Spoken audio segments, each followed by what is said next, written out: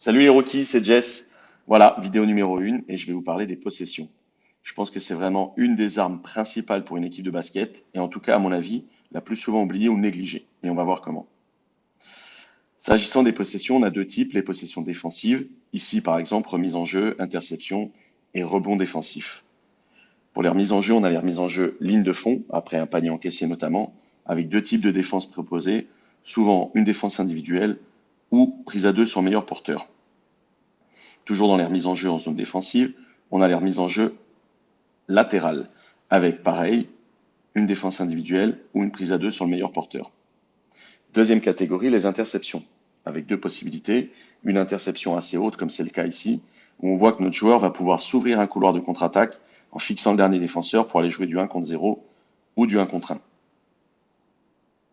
Et une interception un peu plus basse, qui ne permet pas d'ouvrir le couloir de contre-attaque, et là, dans ce cas-là, on va plutôt favoriser du jeu placé. La troisième catégorie en zone défensive, ce sont les rebonds défensifs, à travailler vraiment encore et encore. On voit ici une sortie en skip pass sur l'ailier 1 très large, c'est ce qu'on appelle une contre-attaque rapide ou un fast break.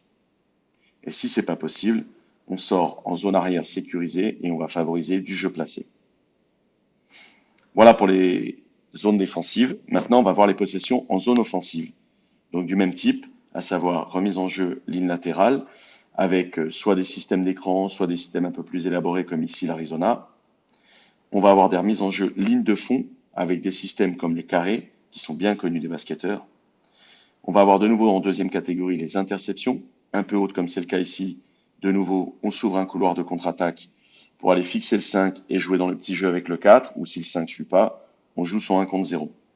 Sinon, des interceptions un peu plus basses, qui, elles, ne permettent pas d'attaquer directement, mais plutôt d'aller vers du jeu placé.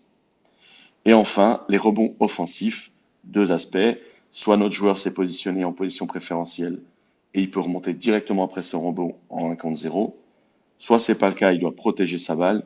Et là, on va plutôt favoriser la sortie de balle en ouvrant la fenêtre de passe, comme c'est illustré ici. Voilà, on a fait le tour des possessions pour bien les avoir en tête, donc les possessions défensives, les possessions offensives. On va passer une partie maintenant un peu moins marrante, les statistiques. Donc on a un match entre une équipe A et une équipe B qui commence à se dérouler, on récupère toutes les statistiques. Moi je sais c'est passionnant, mais on va regarder plutôt les statistiques tout de suite. Donc, on a un tableau A qui s'appelle une perte de balle. On voit l'équipe A, ses données c'est 81 possessions de balle, c'est 10 pertes de balle et 4 interceptions. Elle a joué 81% de ses ballons à 2 points, le reste à 3 points. Et ses taux de réussite, c'est 42 à 2 points, 15 à 3 points, 40 au lancer franc, 50% en seconde possession. Une seconde possession, c'est une action qui est jouée après la prise d'un rebond offensif. Et en parlant des rebonds offensifs, elle en a pris 10. Elle a aussi shooté 8 fois au lancer franc pour scorer un total de 60 points.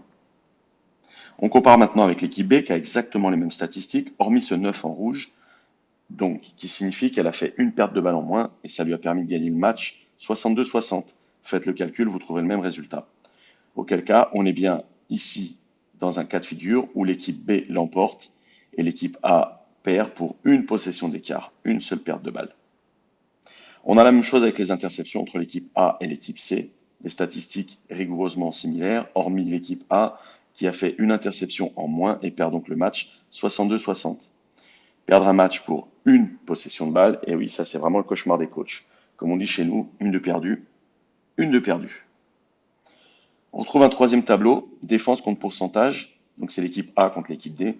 Celui-ci, il illustre ce qu'on retrouve un peu plus le samedi, à savoir deux équipes qui ont des profils différents.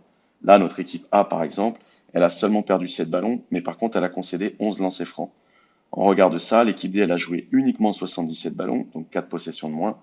Par contre, elle a fait 3 interceptions et seulement 6 rebonds offensifs. Elle a joué 76% de ses actions à 2 points, le reste à 3 points. Donc elle shoot un petit peu plus à 3 points. Et elle a des taux un petit peu supérieurs, 46 à 2 points, 21 à 3, c'est pour ça qu'elle shoot plus à 3 d'ailleurs, et 48 au lancer franc. Tout ça pour nous amener à un match ex aequo, 62 partout. Et oui, c'est étonnant, mais la bonne défense va compenser le meilleur taux de réussite au tir. C'est logique finalement. Donc on s'aperçoit, si on prend un petit peu de recul, que selon les équipes, quand les profils sont très similaires, ça se joue à peu de possession d'écart, Alors que si les équipes ont des profils vraiment différents, on va pouvoir jouer le match à 4, 5, 6 possessions d'écart. On va passer maintenant à la rubrique de la formule des coachs. Donc, pour resituer un petit peu, on a des possessions défensives et des possessions offensives.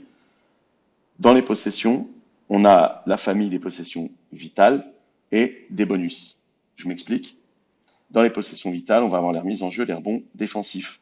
Donc remise en jeu ligne de fond, ligne latérale, et aussi ligne latérale en phase avant, ainsi que donc les rebonds défensifs.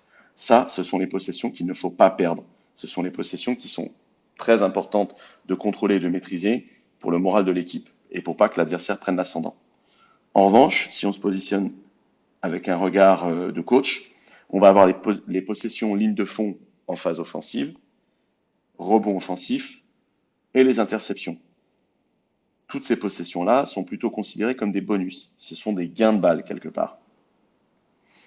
Toujours dans la notion de la formule des coachs, si on compare les pertes de balles aux possessions, on se rend compte qu'elles sont diamétralement opposées. Autrement dit, plus on soigne ces possessions, moins on perd la balle. Et on l'a vu tout à l'heure à travers les statistiques, une perte de balle parfois peut engendrer une défaite. Donc d'un côté, on a des coachs satisfaits, de l'autre côté, je ne vous fais pas un dessin. Et enfin, pour terminer avec la formule des coachs, on va avoir une recette un petit peu réaliste de ce que les coachs pensent. Les critères de match importants, c'est une grosse défense, les possessions nettes, à savoir tous les ballons joués moins les pertes de balles, multiplié par le taux de réussite de l'équipe. Et donc, on voit là, si on simplifie, encore une fois, je n'ai pas la science infuse, je veux juste amener des notions de basket pour qu'on se pose les bonnes questions. Mais si on simplifie, dans l'esprit des coachs, ça donne la défense à travailler, les possessions à travailler et les pourcentages de réussite. Ce sont trois gros axes simplifiés de travail majeurs pour un coach. Voilà, j'espère que vous aurez compris pourquoi les possessions sont importantes. Et effectivement, elles se hissent au même niveau, on l'a vu juste avant, que les pourcentages de réussite ou la défense, en tout cas à mon avis. La prochaine fois, je vous parlerai de fast break. On en a évoqué un petit peu là dans la vidéo, mais je le détaillerai. Je vous remercie d'avoir suivi cette vidéo. Je vous souhaite une excellente saison, une belle continuation et du basket. Ciao!